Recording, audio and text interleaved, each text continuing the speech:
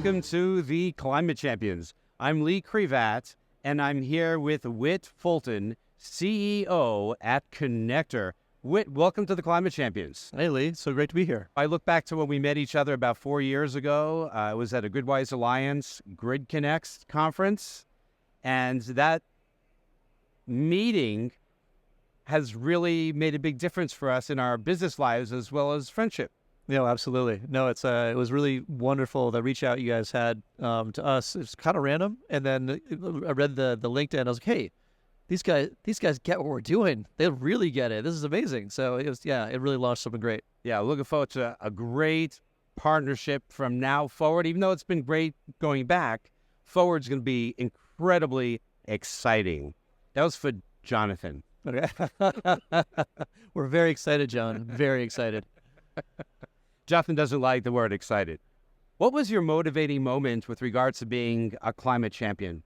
I come from Western Massachusetts, and I grew up in an era, kind of hippy-dippy granola part of Massachusetts where acid rain was a big issue.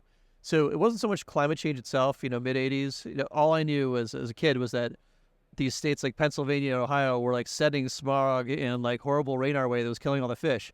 And that, that leaves an impression on a kid. And so somewhere along the way, that really got inside me, and it became sort of my life's mission to do something about power plants that are causing pollution. That was the driving force for me. You have any stories from back then, things you remember? I remember like being in elementary school and them showing us like these, these mock-ups of clouds and showing us like these, ponds covered with algae, and thinking that like, oh, I like swimming in ponds. I don't like algae all over ponds. It ended up being just a very personal moment for me that, brought it home instead of just being sort of abstract, oh, acid rain is a bad thing. And it's kind of the same way with climate change, really having visceral touch points that makes it real. You talked about it being personally important to you because of pond scum way back then. Why is it personally important to you now? The stock answers that, are meaningful to everyone. It's like, yeah, I want a better, life and future and, great world for my children and their children's children, that sort of stuff. But, I mean, the truth of the matter is, for me, along with those things, there's really sort of two elements to it. One is I am an introvert by nature, and nature is my safe place to go. The only place I ever feel really, calm and in myself is when I'm walking in the woods or, out some field somewhere. For the longest time, my dream vacation was, and it still is kind of out there, being able to hang out on the Mongolian steppe and with like nothing but miles and miles of grassland and mountains on either side of me with nothing but the wind in my hair. Like that's a dream vacation for me. And so protecting the notion of like having those kinds of spaces to be available for human beings is very important to me. So that's one visceral point for me where climate change is absolutely critical in protecting those spaces. But the other piece of it is really, I feel every generation has a moment to meet, whether it's the Cold War or it's, World War II. For us, I feel like climate change is the moment that our generation has to meet. It's a huge, menacing, massive problem, but it's also an interesting problem to try to tackle. There's a lot of amazing, interesting things we can do to get after it, and I think people are tackling those things. That is an exciting moment. I kind of thought I missed the chance to tackle a big problem just because of when I was born. It was as the Cold War was fading to a large extent. Yeah. But oh my goodness, do we have an existential threat to tackle? And I don't even know if it stops at our generation. I think this is a 100-year fight. Oh yeah, for sure. And we're not good at thinking long term. Human beings we're pretty good at figuring out what we want for breakfast. But time we get to dinner, it's like, I'm not really sure.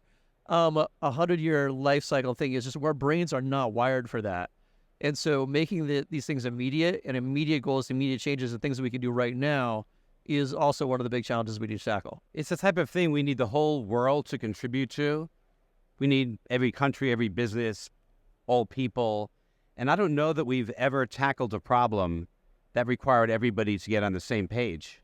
That is a big question. Does everyone need to be on the same page? Because if we're going to make that assumption, then it's going to be virtually impossible to tackle. I mean, I fully believe that, yes, there are little things everyone can do, but honestly, like most big challenges out there, there's an 80-20 rule. 80% of the work is going to be done by 20% of the people. And I believe, like, honestly, the United States has to be a massive leader here. We're a small share of the world's population, but we're a massive contributor, relatively speaking, to the problem. We need to be leaders on this and to carry a lot of load ourselves. Also, on other issues, we've always had a good lion's share of the technology, of the innovation, of the world messaging. Yeah, I think we're very important. I agree. Yeah, we are very important, yes. Not me. When you meet people that don't understand or don't believe in the data behind climate change, how do you try to convince them otherwise? It's interesting. I've never actually been one of those people who's out there proselytizing that climate change is real. It's just something I've sort of inherently understood. It's like, this is a thing we need to do something about. And I'll explain to my kids saying, hey, look, there's going to be greater weather impacts. There's going to be a lot of, evolution in how the climate behaves effectively. And what I try to tell people is like, look, we don't know exactly what's going to happen. And that in some ways is even worse. By not knowing specifically what the pinpoint risks are in, for hurricanes, for wildfires, for refugee migrations because of climate, that's even worse in some ways than knowing what's going to happen. Having those huge unquantifiable risks out there mean that we need to do something about this now. So I think having people wrap our head around the fact that like it's going to be bad in some way, shape, or form, but we don't know exactly how bad and where, means that we need to get ahead of it even more so. I think it was Reagan with aerosols, where he wasn't 100% convinced, but he said, look, if there's a live grenade on the ground, or if there's a grenade on the ground, I don't know if it's live or not, but I'm going to jump on it, or I'm going to leave the room. I'm going to do something. I'm not just going to ignore it because it could be live. And in this case, there's so much science around it that's obvious something's happening. We have to do something. Yeah, I think the biggest challenge is that the fact that science itself has been questioned as a a methodology for proving whether something is true or not, when that fundamentally is the whole point of science. Everything we rely on now was delivered by science. These cell phones that everybody is addicted to, and these apps, they're all scientific creations. Yep. So if you're going to accept them, how can you deny science just because you don't like what it's telling you? Exactly. An inconvenient truth, as Al Gore would say. Yep. Can you explain, now that you're an adult and you're trying to do something about climate change, what it is you and ConnectDER are trying to do? The company I started called ConnectDER, we saw a lot of really amazing, magical things happening out in the market. Solar is getting cheaper. Electric vehicles are coming. The technologies that allow these things to flourish are getting better, better, better. But the fundamental challenge of getting these things attached to houses wasn't getting better. I worked for a different company before this where we had a magic battery in a box, and that magic battery box was going to do demand response, and it was going to do electric vehicle integration, and it was going to do solar integration. It was going to be the everything device. There's a lot of those magic boxes going around. Yeah. We're at Distributech, and there's a lot of magic boxes here. Well, it's interesting. Everything that's old is new again in some ways, because this is sort of Gen 1 of that vision, and it was before its time. This was like 15 years ago. The state of the batteries wasn't there, the cost points, the integration points between various different technologies to make these things all work magically. Like, you didn't have, the Amazon Echo out there where you could do, just plug and play integrations of that device to make your house smart. Didn't exist. But the biggest challenge we had with that product was every time we had to put it in a house, there was all this wiring we had to do. You have to rip, service panels out or put transfer switches in, get it down to the basement, put it on the side of the wall, what have you. And it just cost 3 times as much as the product cost itself just to install it. And that was killing the economics. So one day I saw, a meter change out inside the house, and I was like, oh, hey, look at that. Behind that meter, there is a socket, and that socket is identical on every single house in the United States. Why can't we use that to plug stuff in? And that was the core vision for what was now ConnectDER. So we created what we call a meter socket adapter, which is you pop the meter off, and you put our adapter in place and makes the meter stick out a little bit, and you put the meter back on. We have a big plug and socket interface where you can plug solar power into your house, or you can plug EV chargers into your house, or you can plug energy storage batteries into your house. at a tiny fraction of the cost and time it takes to do all of that wiring inside. So that's really what we do in a nutshell. ConnectDER's job is to crush the costs of installing distributed energy resources on homes. When I tell people what you do, and it's not difficult to explain it, you just did very quickly, everybody gets it. They don't have to be technical to understand that you're just giving a way to get into the house from another place other than the panel, and you're getting the whole house. That's pretty much it. I mean, at the end of the day, what happens very often is when people go to get an EV or when they get solar in the house, they'll come and the electrician or the installer will say, yeah, your house is a great candidate for solar. You've got amazing, south-facing expanses. You've got a perfect roof for it. You're going to generate so much power. You're going to cover all of your bills. It's going to be amazing. Oh, but your service panel is too small or it's too old or it's really hard to get to. So we're going to charge you another $3,000 to $5,000 to change all that out. And then you have your solar. And we're like, wait, I just want the solar power. Why do I have to do all the things in the house? And so by moving it all to the outside of the house, where you're going to connect solar power anyway, we don't touch any of the wiring inside. It makes logistics easier for the solar installers. And generally speaking, if you're talking about sort of grid impact and climate impact, we believe that maybe 1 in 3 houses that uses our product uses it in a way that they would not have gone solar if not for the existence of our product. We lower the cost by that much. So not only saving money, but saving money to the point where it's the straw that breaks the camel's back that you've eliminated. It becomes the deciding factor. Yeah. That's awesome. I know people that buy EVs and they take them home thinking they're going to do level 2 charging, and then they're told by their electrician that they can't do level 2 charging and they have to just use 120. Yep. So that's a pretty exciting product. So yeah, so they drive their car once a week because it takes that long to recharge it. No, they can still use it, man. They can still use it. We're really excited to talk about the fact that for the longest time we only had a solar product where you just plug solar power in. We shipped about 20,000 of those, and great success. It's going really well. But for the longest time, we've wanted to get this version where you can plug EV chargers into it, and not just EV chargers, also heat pumps, pool pumps, basic heavy load electrification assets, where people are going to have to do something in their service panel normally to get it out of their house.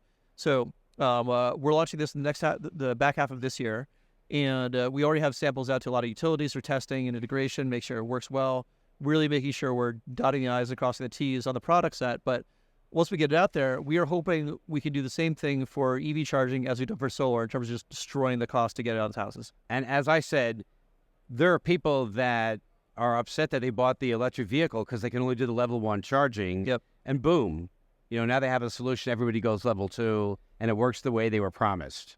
Yeah, exactly. There's one other thing I think is kind of interesting about this, and it's the differentiation between the solar market and the EV buying market. The solar adopter typically doesn't think about how the wiring gets into their house at all, even after it's done. So mostly we talk to solar installers about it because they're like, yeah, I need that. Give me that. That's the thing I want. Homeowner's like, okay, sounds good. I save money. Great. But when we talked about this EV solution for the first time last year, we just sort of put a little teaser out there saying, hey, we're developing this thing. The monster response we got from the market, the typical EV owner is so much more passionate about their EV and their EV experience than the typical solar owner is. Solar's like, yeah, I feel good about it. I'm great. I'm saving some money. Awesome. But when you get an EV and you can't charge it, whoa, that is a passionate audience that is very excited when someone says they have a solution for them. I myself get that reaction from people. Yeah. Just tell them about your product. Can you talk about your prior background? How did you get to where you are today? In addition to, that hippy-dippy granola stuff from growing up, I spent a lot of time in Southeast Asia and teaching in Japan before I sort of started on my own, sort of energy journey. And while I was there, I saw, one of the things, hey, I want to do clean development, either sanitation or clean power. Realized that my political philosophy background wasn't going to be a major boon for that. And so ended up going to grad school for really energy markets, and spent a number of years doing these massive linear optimization models, figuring out what the best build-outs were going to be for the power grid, transmission, dispatch, and really around environmental constraints as well, like SO2 trading regimes, NOx, things like that. And one of the things that occurred to me during that sort of 8-year stint while I was doing that was that 8 years? yeah, I spent 8 years, but it wasn't just the same thing every time. I got to do a lot of international work. I took the big model we were using for the United States and was able to build one for Japan, one for Korea, one for Australia. So I learned how those different power markets worked and how they interact with a least cost optimization model. It was actually, if you're an energy nerd like me, it was an amazingly great sort of foundation for understanding really how energy markets work, what's valuable, what's not, and what's needed in the future. So what kind of occurred to me is like, oh, look, under any constraint, any scenario, any set of different laws and rules around the grid, for the next like 20 years, maybe 30 years, we're not going to build anything but natural gas and renewables in the United States. There's not going to be new coal plants. This is back in 2005, roughly. There's not going to be new nuclear plants. It's going to be natural gas and renewables.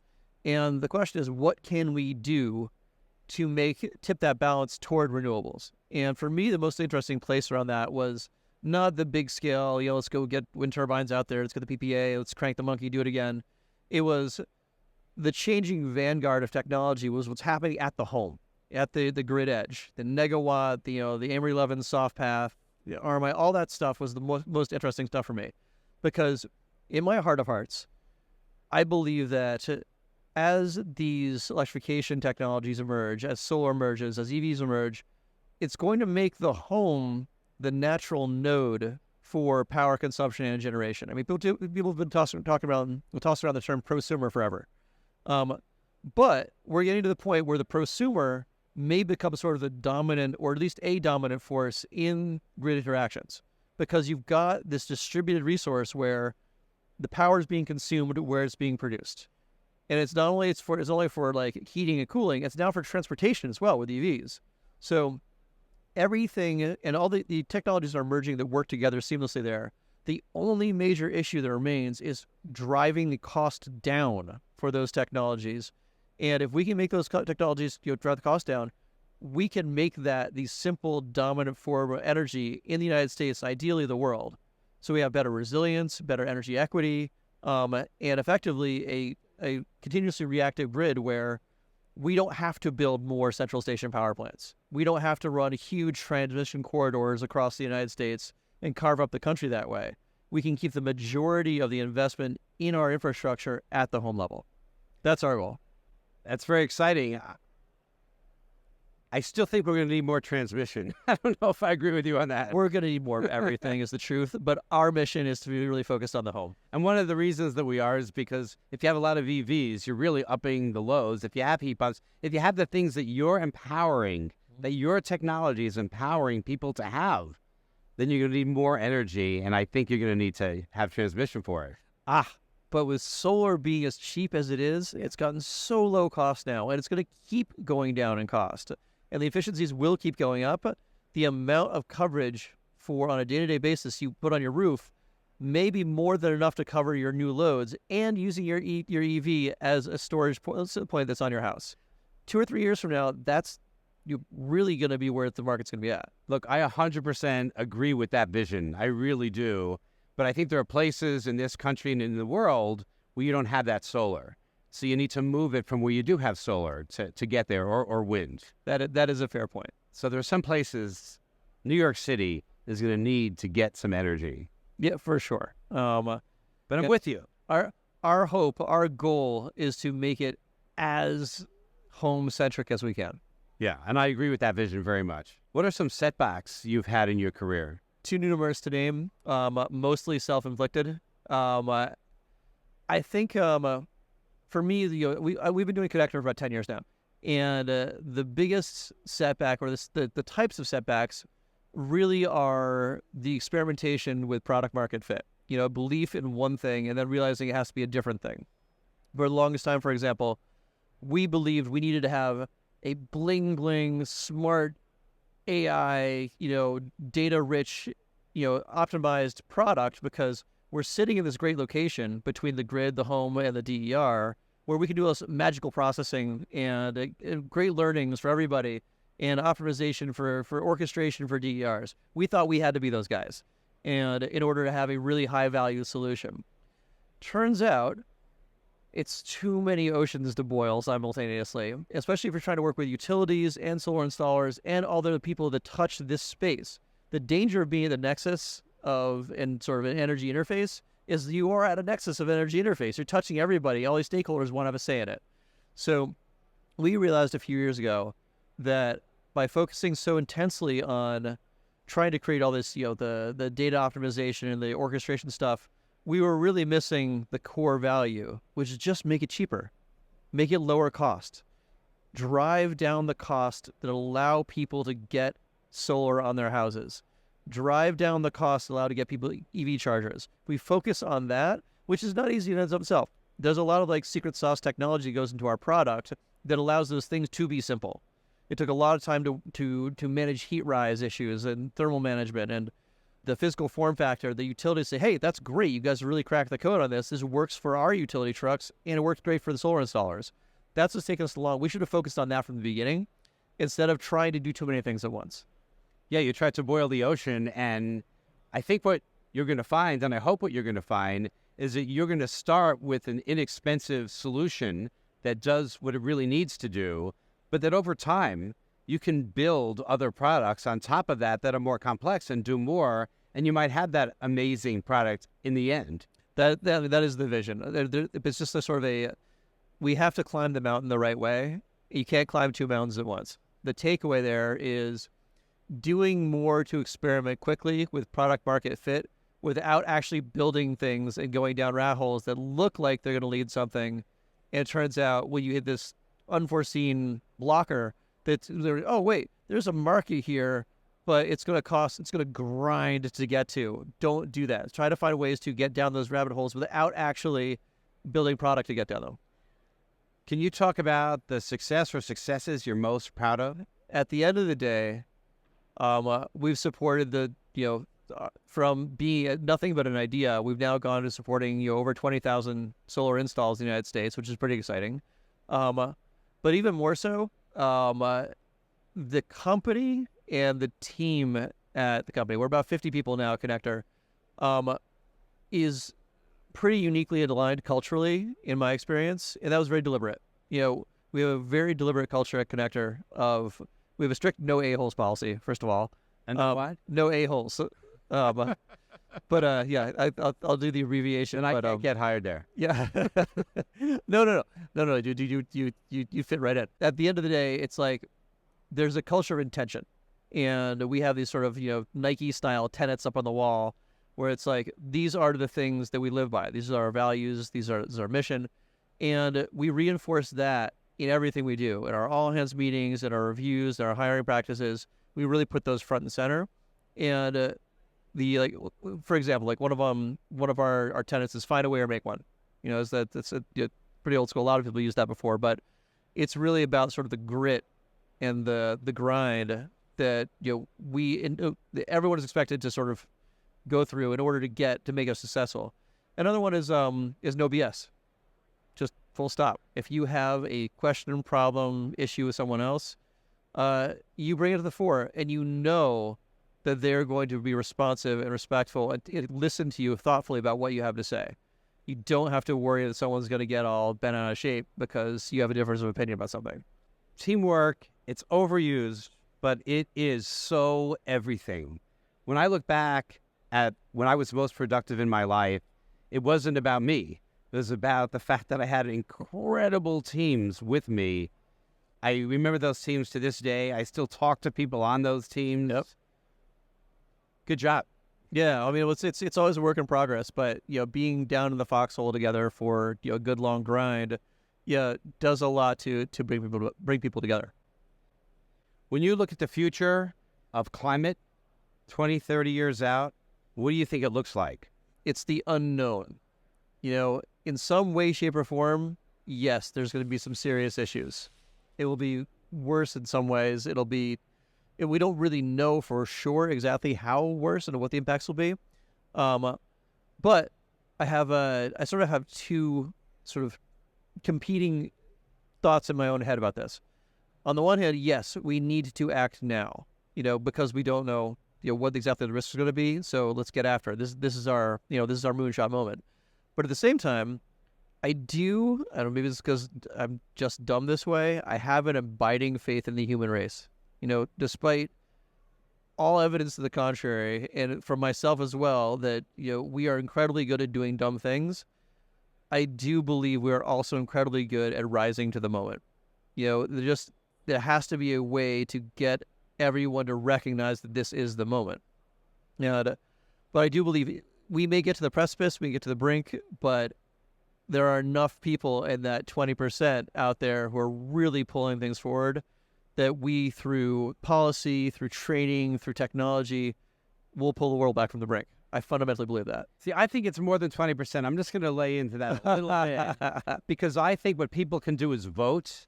And I think from a voting perspective, it's going to take greater than 50% to put the people in place, the 20%, or even the 5% that could really make those things happen. For sure. And absolutely, we need to have the right people in power. We need to have people getting behind this. I don't believe 80% of people should be sitting on their hands. Yeah. I believe, a good portion of those 80% will vote the right way to help with the people who are going to help put policies in place. I'm just saying there's the 20% of people who are going to motivate those people to vote. I agree. We'll be the Martin Luther Kings of the world that we need to get people to do the right thing. Maybe even 5%. Yeah, exactly. Maybe 1%. It's like, yeah. I agree with you. What's some advice, since you're saying most people have to engage, even though only a few people need to really lead and motivate?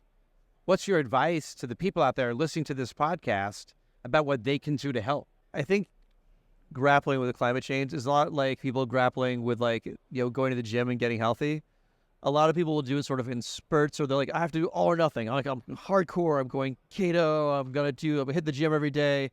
And they do that for a little bit at the beginning of the year, and then it tapers off and they stop. And they're like, it's either all or nothing. And it doesn't have to be this guilt-wracked thing where you have to go vegan, you have to drive an EV, you've got to limit all. You don't have to go completely climate negative. There are small steps. It's okay to wait until your car is at a point. If you can't afford to go out and get an EV right now, when it's time to get a new EV, a car, really look at an EV. In the meantime, maybe drive a little less, combine trips here and there. Little things. If everyone did a few little things, that would have a seismic impact. And I think we need to start thinking that way, that it's okay. You can be a climate champion by taking small steps within boundaries, so long as you're mindful about it, rather than trying to be like, I'm going to solve the climate crisis myself, put it on my back and go. No one's going to do that. I do think it's important for people to try to do things like you're saying, in moderation, what they can actually do. And I guess I'm agreeing with you. That's where it takes the 5 to 20% of people that work out in the gym all the time, their whole life, that always are staying in shape. Those are the people on the climate side that are doing the things to make it easier for everybody else to eat healthy and exercise. Exactly. By making that not something that's difficult, making EVs fantastic vehicles. That's right. Making a way to connect your EV and charge it that isn't very expensive and that's easy. Yeah, that is exactly it. These small handful of people who are passionate enough about the subject. Most people don't care about how much it costs to connect your EV. I'm sorry to say, I wish it were like a thing, like everyone get behind this. Most people would just like to know when I do get an EV, it will be very cheap to connect. So they're not going to be working on that, solving that problem. We're working on solving that problem, just like someone else is working on the next generation of solar modules to bring the efficiency up by 3% or what have you. So long as that 20% is out there, just hauling on the machine, so long as everyone else can come in behind it, we're going to be fine. And I know you, and you're working out 24/7. Yeah, it surely shows. All the time, at least working out the climate muscle. Do you have any questions for me? We're here at Distribute Tech, obviously. Yeah. Aside from our spectacularly amazing, game-changing technology, is there anything you've seen on the show floor that you're really interested about? Well, what I do is I advise companies, so it's very hard for me to pull my own opinion about my companies away from this.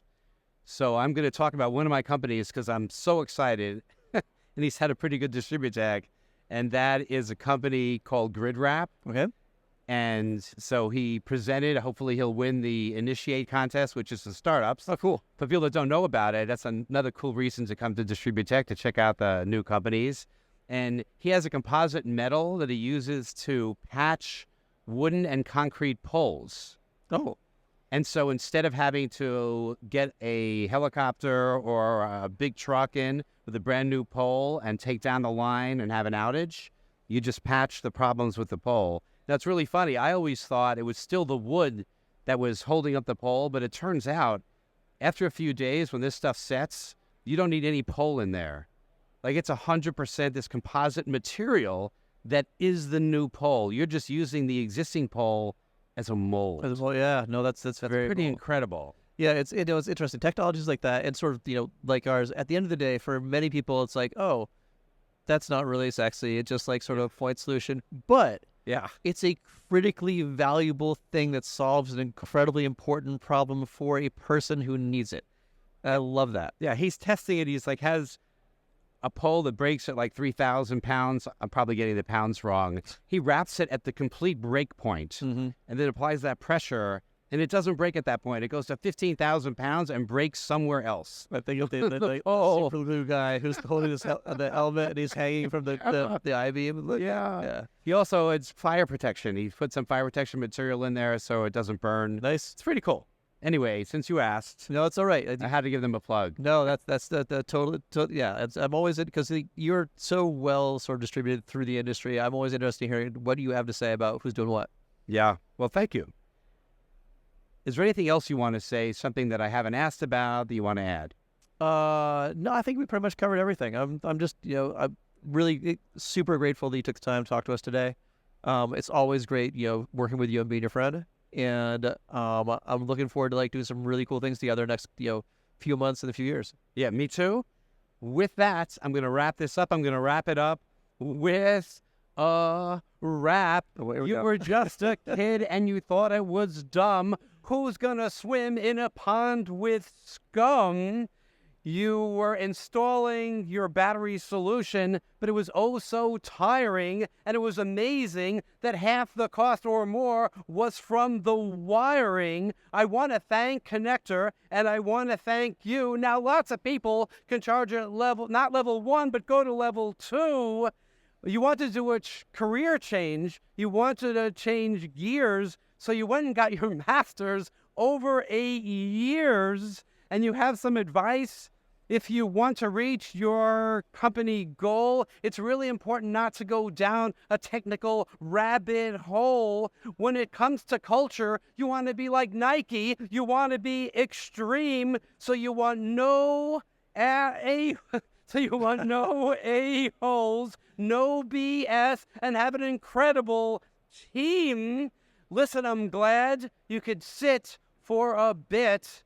And when you can't get your EV charger or solar on your panel to fit, I think everybody should go out and get. I know that the product's gonna be a hit. Thank you so much, my good friend Whit. Thanks, Lee. You can cut the rest of the interview, just keep that, because that's the TLDR. That's the executive summary. Thanks, man. Great, man. There you go.